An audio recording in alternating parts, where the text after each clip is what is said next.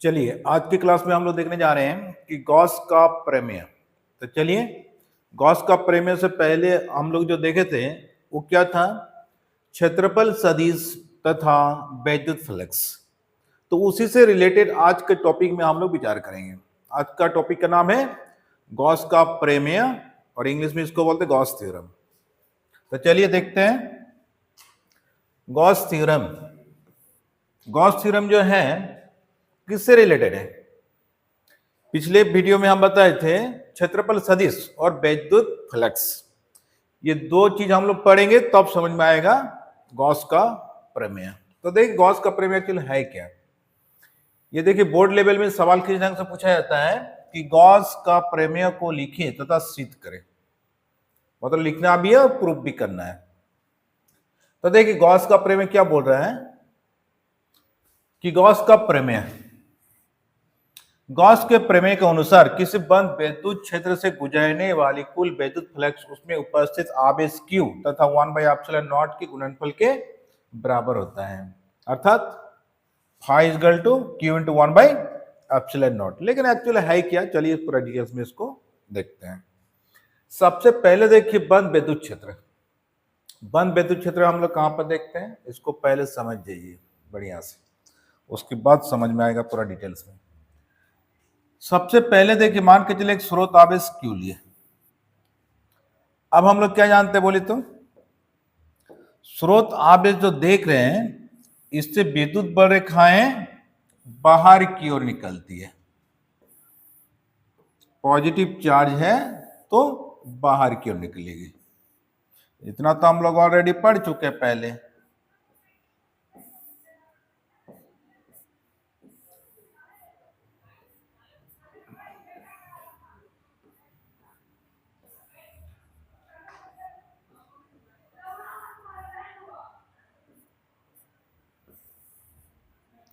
अब देखिए ये एक पॉजिटिव सोर्स है, स्रोतावेश क्या प्लस Q, और इससे जो निकलती है विद्युत बल रेखाएं ये हमेशा बाहर क्यों निकलती है और नेगेटिव में आकर्षित करती है। अब इसको बंद वैद्युत क्षेत्र बनाना है। बंद वैद्युत क्षेत्र बोले तो मान के चले फुटबॉल की तरह गोलाकार। तो देखिए एक फुटबॉल की तरह अगर गोला बनाया जाए इसको तो किस तरह बनेगा, ये देखिए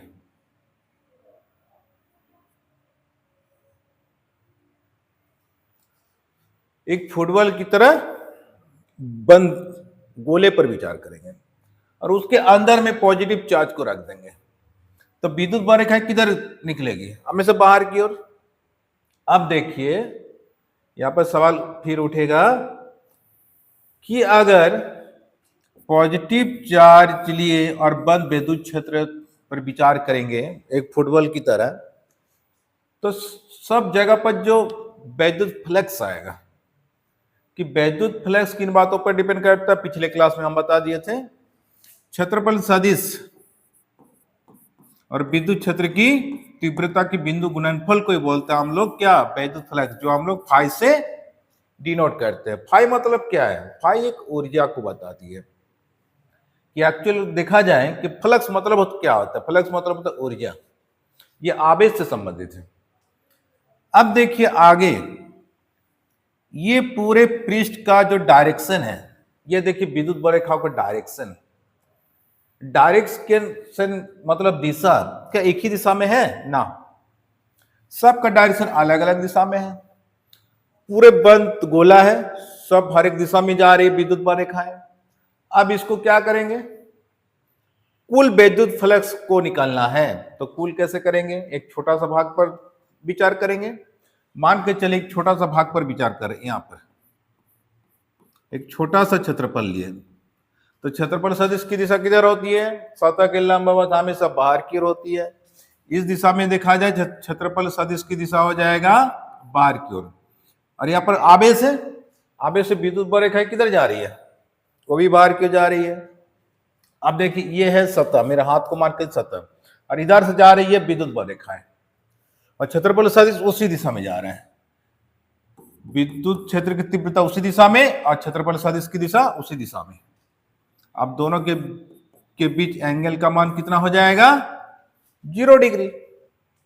अब इसी प्रकार एक जगह पर विद्युत फ्लक्स का मान आराम से निकाल सकते हैं, तो उसी प्रकार पूरे को जब निकालेंगे तो पूरे निकालने का तरीका क्या है?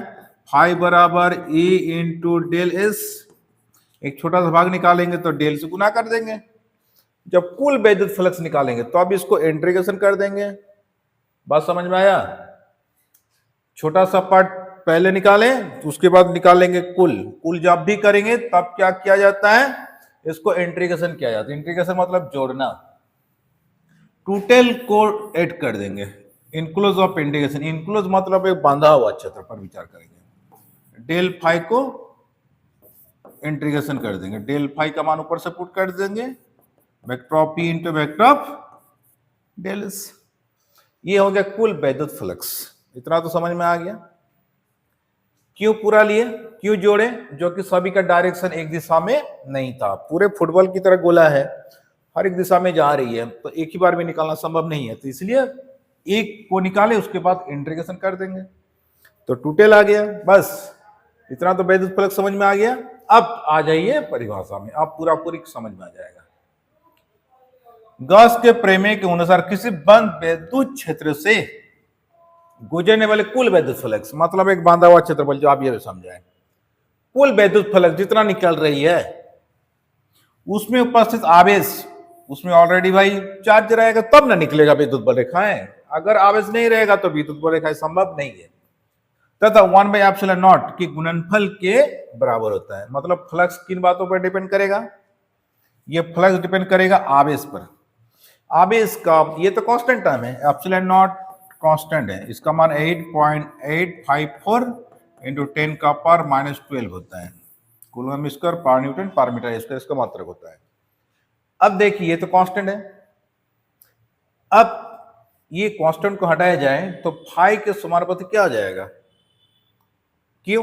मतलब क्यू बढ़ेगा तो फाई का मान बढ़ेगा, क्यू घटेगा तो फाई का मान घटेगा। तो इससे क्या सीखने को मिला? हम पिछले क्लास में भी बताए थे कि आगे पढ़ते चलिए, पूरा पूरी 100% क्लियर हो जाएगा कि विद्युत फ्लक्स क्या है। अगर एक वार्ड में देखा जाए तो क्या देखने को मिल रहा है? आवेश। आवेश से क्या मिलती है? विद्युत क्षेत्र। विद्युत क्षेत्र से क्या मिलती है? कार्य करने की क्षमता। कार्य करने की क्षमता को क्या बोलते हैं? ऊर्जा। तो एक्चुअल फ्लक्स क्या है अगर एक वर्ड में बोला जाए तो विद्युत फ्लक्स एक ऊर्जा है। इतना समझ में आ गया? बस यही दिखाना था गॉस का थ्योरम में। अब इसको प्रूफ करना है। ये हो गया 100% क्लियर। अब इसको प्रूफ करेंगे। प्रूफ कैसे करेंगे? तो चलिए, ये तो बंद क्षेत्र समझ में आ ही गया, इसी को सहारा लेके चलिए आगे देखते हैं प्रूफ। इसको सिर्फ समझने के लिए, इसको लिखने का जरूरत नहीं है। जब लिखना है, अगर नोट्स आप लोग बना रहे हैं तो हम जहां पर दिखा रहे हैं इस ढंग से नोट को तैयार कीजिए। और फिर आप लोगों को नोट्स चाहिए तो हमारे टेलीग्राम चैनल में जाके नोट्स डाउनलोड कर सकते हैं। हमारे टेलीग्राम चैनल का नाम है फिजिक्स क्लासेस दुमका। तो चलिए इसको प्रमाण करते हैं। आ जाइए इसको प्रमाण, गॉस का थ्योरम को आप प्रूफ करेंगे। सबसे पहले देखिए, एक बंद गोला पर विचार करेंगे। यहां पर एक स्रोत आवेश ले लेंगे, क्या? Capital Q. इससे आर दूरी पर विचार करेंगे एनी पॉइंट पी पर। यहां पर एनी पॉइंट पी लेके चलेंगे। यहां से यहां की दूरी को लेंगे आर, क्यू से पी की डिस्टेंस को लेंगे आर, मतलब त्रिज्या। पी पॉइंट पर विचार करेंगे कि यहां पर क्षेत्रफल सदिश किधर होगा। तो अभी बोले सतह का लंबावत हमेशा किधर जाएगा? बाहर की ओर, मतलब 90 डिग्री में। और विद्युत क्षेत्र की तीव्रता यहां हमेशा बाहर की ओर जाएगा, तो जिस दिशा में जा रहे हैं वेक्टर ऑफ ई, उसी दिशा में जा रहा है वेक्टर ऑफ डेल एस। मतलब विद्युत क्षेत्र की तीव्रता और क्षेत्रफल सदिश दोनों एक ही दिशा में जा रहे हैं। तो यहाँ पर थीटा का मान क्या होगा? 0 डिग्री। इतना तो आ ही गया समझ में। ये डायग्राम को बनाना है। अब क्या करना है? बंद विद्युत क्षेत्र से गुजरने वाली कुल विद्युत फ्लक्स। अब देखिए, बंद विद्युत क्षेत्र से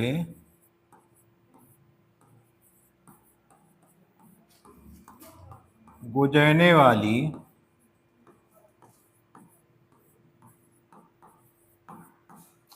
कुल विद्युत फ्लक्स,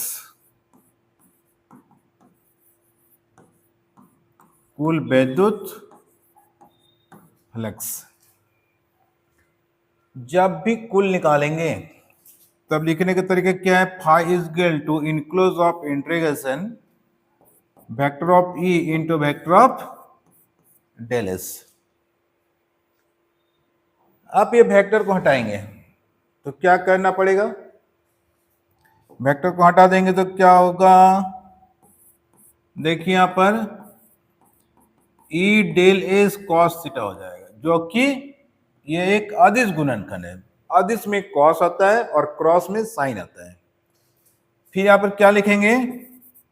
जहां डायग्राम में देख रहे हैं वेक्टर ऑफ ई तथा वेक्टर ऑफ डेल एस एक ही दिशा के अनुदिश है, एक ही दिशा के अनुदिश है।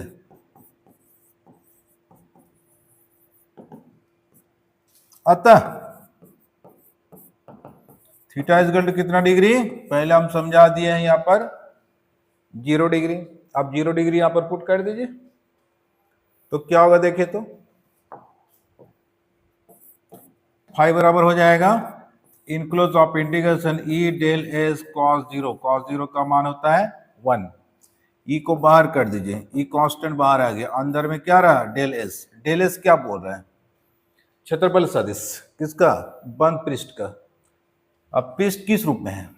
गोला, फुटबॉल की तरह गोला। तो गोले का वक्र पृष्ठ क्षेत्रफल को जोड़ता है पूरा इंटीग्रेशन। तो गोले का वक्र पृष्ठ क्षेत्रफल क्या होता है? 4 पाई आर स्क्वायर।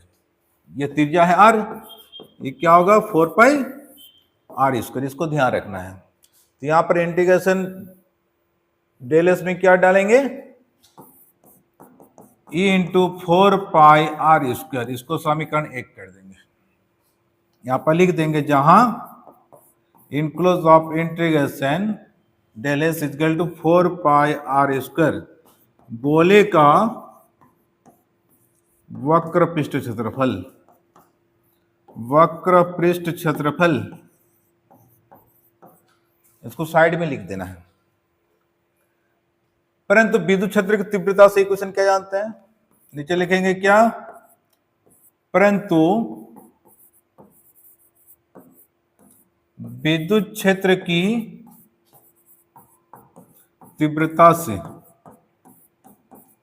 विद्युत क्षेत्र की तीव्रता की कोई इक्वेशन क्या पढ़े थे? ई बराबर 1/4 pi epsilon nought Q by R square.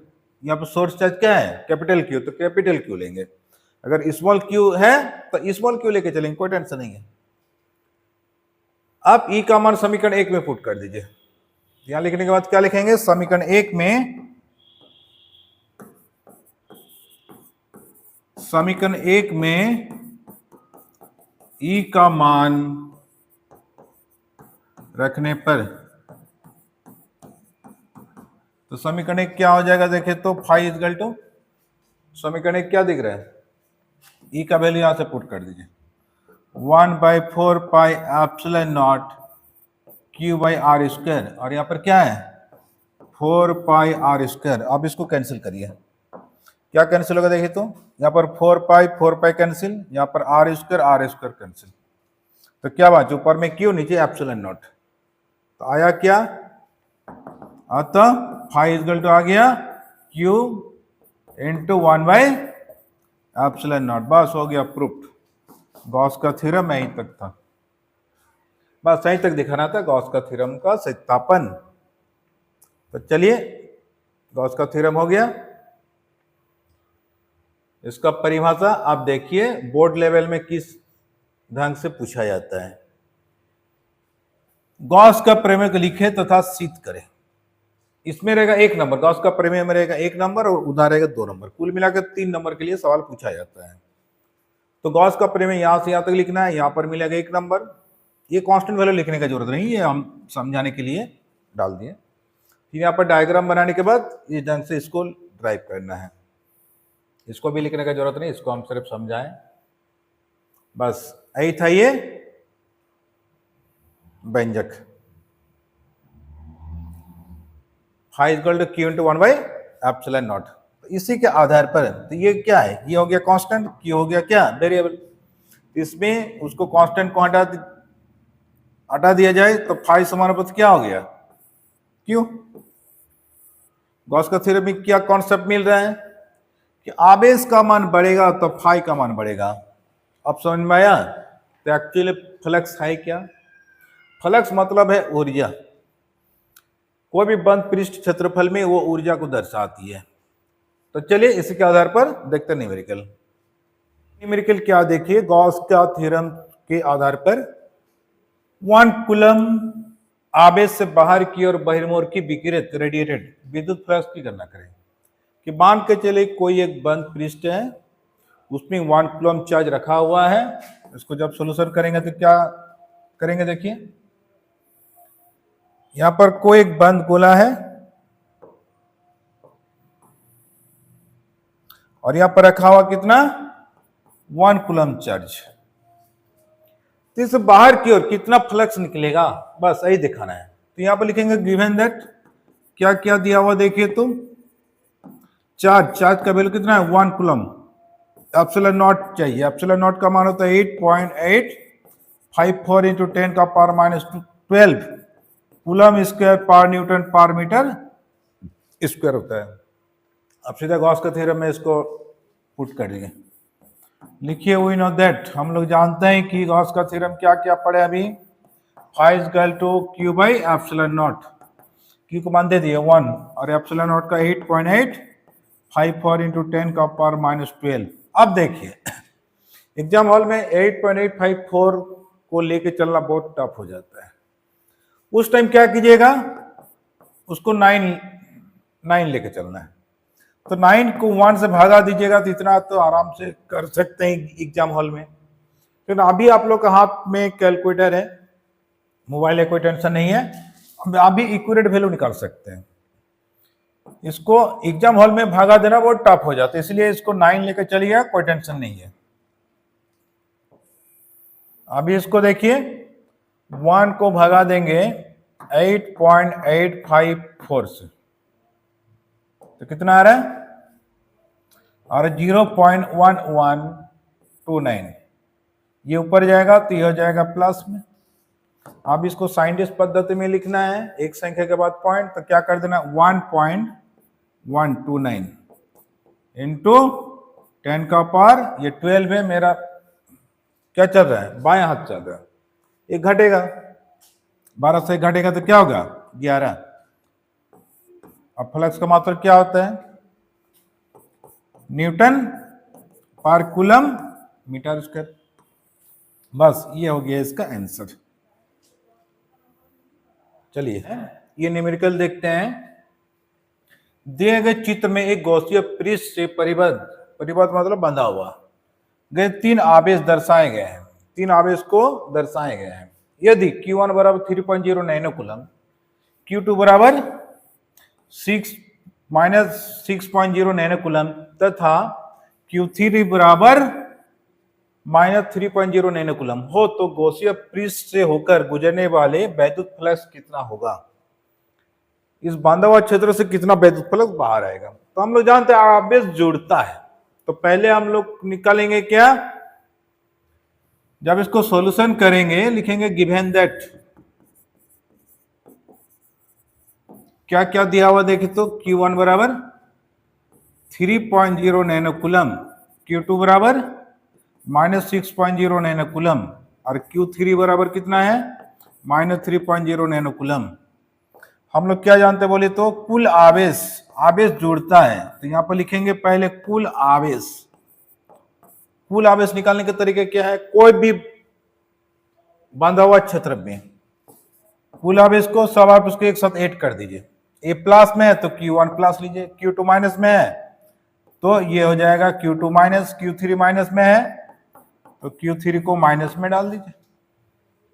अब इसका मान रख के यहां पर कुल आवेश को निकाल सकते हैं। तो Q1 का मान पुट करिए, कितना है 3.0 प्लस माइनस माइनस, यहां पर कितना है 6.0, सब नैनो कूलम में जा रहा है, और यहां पर कितना है माइनस 3.0, सब है नैनो कूलम में। अब क्या होगा, ये प्लस माइनस ये कैंसिल हो जाएगा, तो बचा क्या बोले तो Q बराबर माइनस 6.0 नैनो कूलम। अब नैनो का मान कितना होता है बोले तो, नैनो का मान होता है 10 का पावर माइनस 9। ये हो गया इस पृष्ठ का कुल आवेश। अब जब कुल आवेश आ ही गया तब वैद्युत फ्लक्स निकालना कोई बड़ी बात नहीं है। अब यहां पर गॉस का थ्योरम में पुट करेंगे, सीधा सीधी आ जाएगा मान। तो यहां पर क्या करेंगे देखिए, यहां पर लिखेंगे वैद्युत फ्लक्स, वैद्युत फ्लक्स जो अभी पढ़े गॉस का प्रमेय से, फाइव इक्वल टू क्या होता है Q by epsilon not. Q का मान पुट करिए, Q का मान आ गया मेरा माइनस 6.0 इंटू 10 का पावर माइनस 9, और एप्सिलॉन नॉट का मान होता है 8.854 इंटू 10 का पावर माइनस 12। अब इसको कैलकुलेट करना है, क्या करेंगे देखिए, इसको एग्जाम हॉल में 9 लेके भी चल सकते हैं, लेकिन अभी कैलकुलेटर है, अभी टेंशन नहीं, इसको भागा दे सकते पूरा। इसको भागा दीजिए, तो 6 को भागा दीजिए 8.854 से, देखिए कितना आ रहा है। ऊपर में 6 है, इसको भागा देंगे 8.854 से, तो आएगा मान 0. पर माइनस है, माइनस लगा दीजिए आगे 0.677, तो 77 लिखने का जरूरत, डायरेक्ट 8 कर दीजिए। अब यहां पर 10 का पावर माइनस 9 है, ये माइनस ऊपर में जाएगा तो प्लस 12 हो जाएगा, ये प्लस 12 है। अब क्या करेंगे देखिए, 5 is equal to minus 0.678 into 10 का पावर 12 से 9 माइनस, तो क्या जाएगा 3 हो जाएगा। फिर क्या होगा देखिए, तो इसको स्टैंडर्ड फॉर्म में लिखेंगे, तो ये पॉइंट आगे जाएगा, मेरा बायां हाथ चलता, बायां हाथ चलेगा तो एक घटेगा, तो 5 इज इक्वल टू हो जाएगा माइनस 6.78 इंटू 10 का पावर 2। 5 का मात्रा क्या होता है न्यूटन पर कूलम मीटर स्क्वायर। बस ये हो गया आंसर। तो चलिए, ये वाला न्यूमेरिकल यही था। तो इस टाइप का कुछ भी न्यूमेरिकल आए आराम से बन जाएगा। सबसे पहले कुल आवेश को निकालना है, कुल आवेश जैसे आ जाएगा, आवेश जुड़ता है, ऑलरेडी हम लोग पढ़ते आ रहे हैं, घर्षण विद्युत में हम लोग पढ़े हैं कि कोई भी पृष्ठ में आवेश जुड़ता है, प्लस माइनस कैंसिल भी होता है। तो कुल आवेश आ गया, फिर गॉस का प्रमेय में अप्लाई करिए। एप्सिलॉन मान तो कांस्टेंट मान है, यह हमेशा याद रखना पड़ेगा कि एप्सिलॉन नॉट का वैल्यू कितना होता है कि 8.854 इंटू 10 का पावर माइनस 12 कूलम स्क्वायर पर न्यूटन पर मीटर स्क्वायर। तो बस ये मान हमेशा याद रखना पड़ेगा। बस, तो चलिए आज का सवाल इतना है। अब हमारे नोट्स चाहिए तो हमारे टेलीग्राम चैनल में जाइए और डाउनलोड करके आप लोग पढ़ाई कर सकते हैं। हमारे टेलीग्राम चैनल का नाम है physics classes Dumka, physics classes Dumka. यहाँ पर 11th क्लास 12th क्लास सब नोट्स रखा हुआ है, हिंदी मीडियम इंग्लिश मीडियम दोनों मीडियम का। तो चलिए आज का क्लास इतना ही, अब मिलते हैं नेक्स्ट वीडियो में।